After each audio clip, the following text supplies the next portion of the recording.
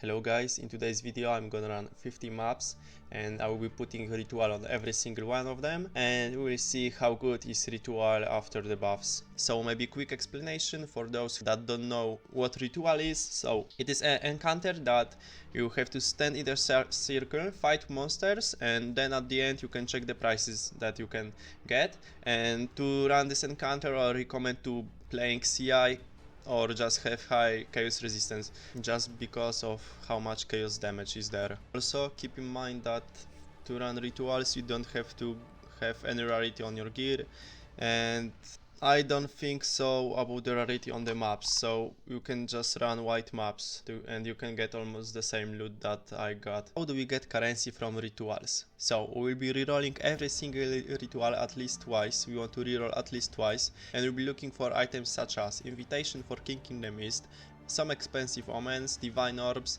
and if you want to maximize profit per map but you don't care about time so much, you can look at every item in the ritual, because some of them might be really expensive and sometimes you might get some unique item that is worth more than 5 exalted orbs. And try to not reroll if you have, I don't know, maybe 1000, 1000 or 900 tribute or less, because if you reroll at the low amount of tribute you have and then you have, let's say, 200 tribute and you got Invitation for King in the Mist and you just can't defer it and you will just cry. And let's say if you got a divine orb but you can't take it right now, so you just want to defer it, and when you defer an item it's guaranteed that it will show up in few next rituals.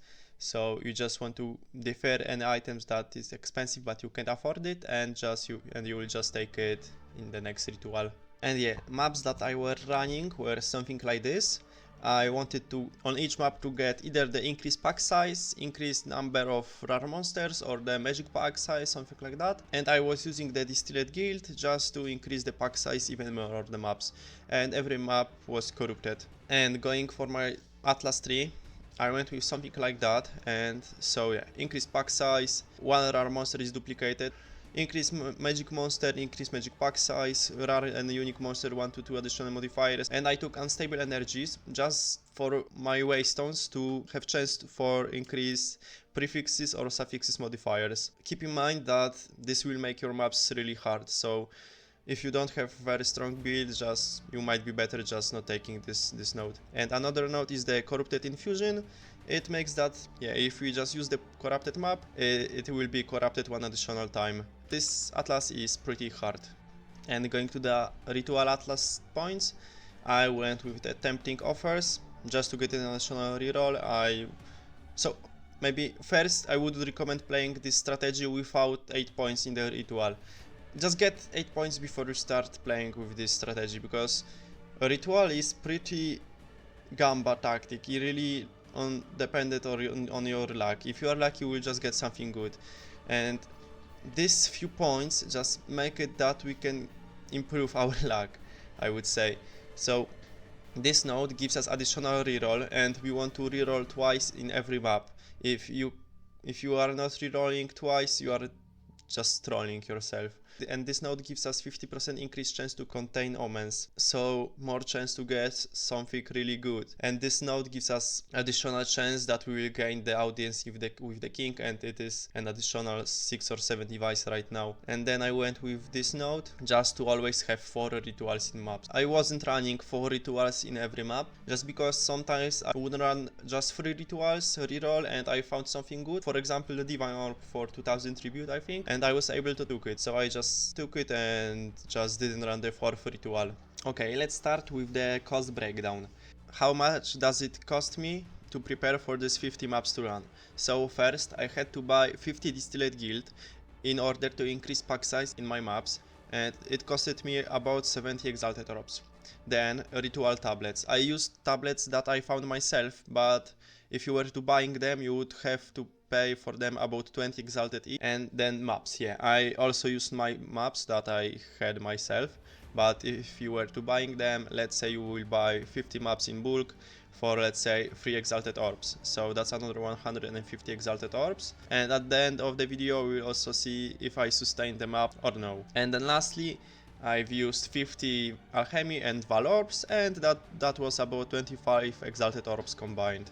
So in total, to prepare to run 50 maps with ritual, you will have to spend around 350 or 400 exalted orbs, something like that, and that's around 3 divines right now.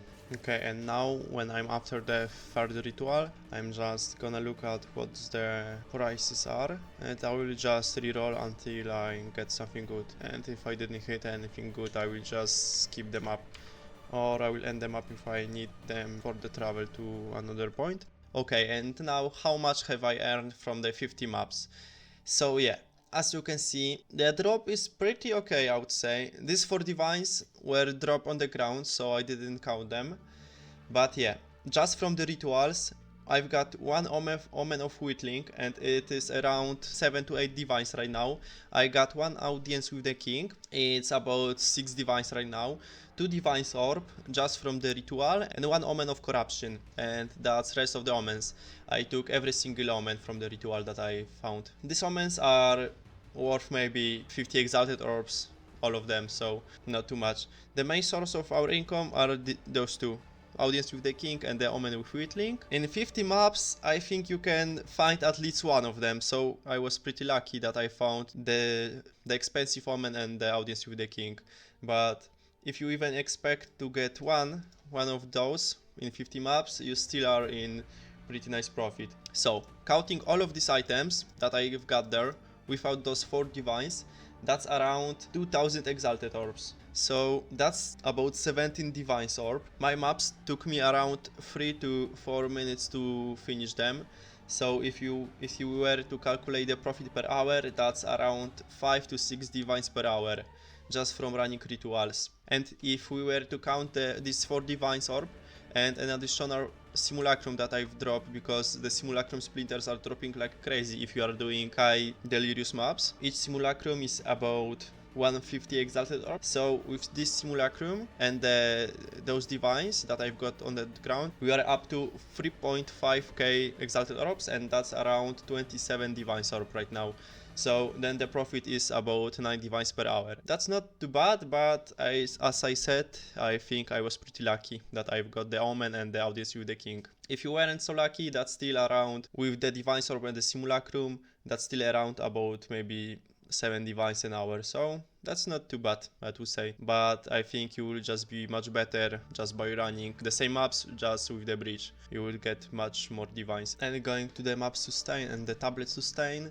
So yeah, as you can see, maps, I've got 46 T15 maps, and that's not including the one that are delirious already, because I'm using that the waystones can drop already with emotion applied. So just white T15 maps, I've got 46 them, and the one with the delirious, I've got 12, and some T14s. And as for the tablets, as you can see, I dropped one new Overseer tablet, one expedition, but I didn't drop any ritual tablet, so yeah, kinda hard to sustain them, or I was just unlucky with that. If you like the video, please consider leaving like, subscribe and comment.